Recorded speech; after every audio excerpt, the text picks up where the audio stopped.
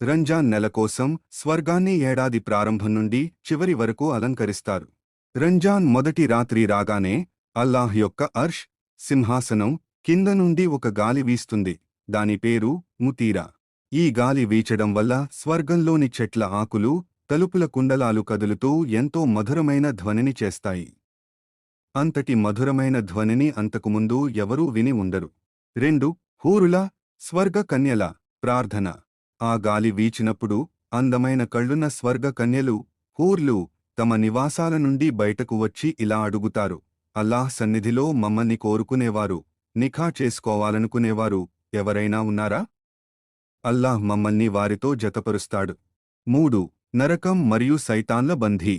రంజాన్ మొదటి రాత్రి అల్లాహ్ స్వర్గ రక్షకుడైన రిజ్వాన్ కు స్వర్గ ద్వారాలను తెరవమని ఆజ్ఞాపిస్తాడు.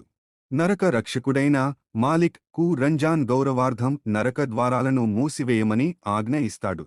హజ్రత్ జిబ్రయీల్ అలైహిస్సలాం కు అల్లాహ్ ఇలా ఆజ్ఞాపిస్తాడు: భూమిపైకి వెళ్లి దుష్ట సైతాన్లను బంధించి వారికి సంకెళ్లు వేసి సముద్ర గర్భంలో పడేయండి.